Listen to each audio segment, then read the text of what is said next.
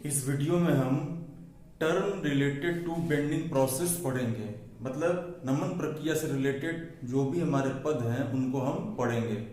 Pure bending हो रहा है, मतलब देखिए एक बीम दिख रहा है आपको जिसमें ओनली बेंडिंग मोमेंट लगाया जा रहा है, मतलब प्योर बेंडिंग हो रहा है। ठीक है, अब इससे रिलेटेड कुछ टर्म्स हैं वो हम पढ़ेंगे।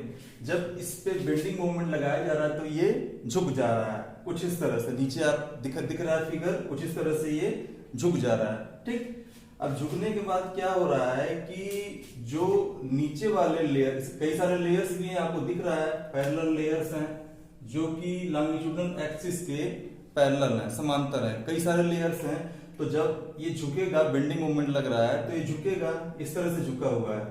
तो ये जो लॉन्गिट्यूडनल एक्सिस है इससे नीचे वाले जो हैं सरफेस, उसकी लंबाई बढ़ रही है। दिख रहा है आपको, लंबाई बढ़ रही है।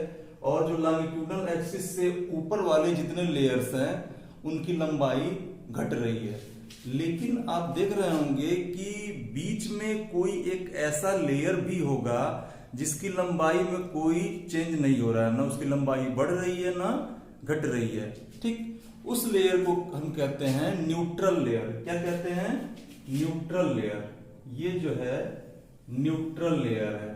ठीक, ऐसा लेयर जिसकी लंबाई में कोई चेंजिंग नहीं आती है, ना उसकी लंबाई बढ़ती है ना घटती है। जैसे मान लीजिए ये बीम है, अगर इस पे प्योर बेंडिंग हम अप्लाई कर रहे हैं, ठीक है, तो इसका क्रॉस सेक्शन ये है, प्योर बेंडिंग अप्लाई करेंगे तो ये झुकेगा। ठीक, अब जो नीचे वाला इसका सरफेस है, जितने भी लेयर्स हैं, ठीक है, जो लॉन्गिट्यूडनल एक्सिस से नीचे हैं उसकी लंबाई बढ़ेगी और ऊपर वाले जितने भी लॉन्गिट्यूडनल एक्सिस से ऊपर लेयर्स हैं उनकी लंबाई घटेगी। लेकिन बीच में एक ऐसा लेयर भी होगा जिसकी लंबाई में कोई परिवर्तन नहीं होगा, कोई चेंज नहीं होगा। वही न्यूट्रल लेयर है, ये बीच वाला बिल्कुल ये न्यूट्रल लेयर होता है। ठीक, अब चूंकि मैं इसे समझा देता हूं आपको कि मान लीजिए ये बीम है, इसका क्रॉस सेक्शन जो है इस तरह से समतल है। ठीक है, इसका काट है कुछ इस तरह से आता है, मान लीजिए रेक्टेंगुलर आता है। ठीक, अब ये जो न्यूट्रल लेयर है, ये जो न्यूट्रल लेयर है वो इसके क्रॉस सेक्शन के रेखा पे कट करती है।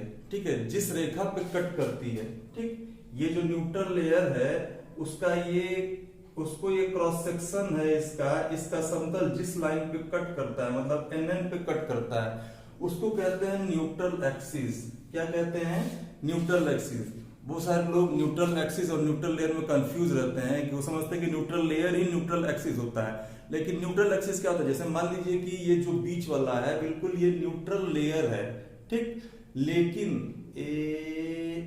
ऐसे देखिए, ये है न्यूट्रल एक्सिस, यहां से यहां तक का डिस्टेंस जो है ये न्यूट्रल एक्सिस है। ठीक है, अब जो इसका क्रॉस सेक्शन है इस तरह से रेक्टेंगुलर है, दिख रहा है आपको।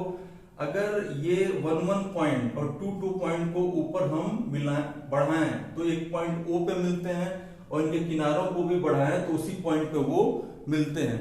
उस O पॉइंट को कहते हैं वक्रता केंद्र। क्या कहते हैं? वक्रता केंद्र, centre of curvature, centre of curvature.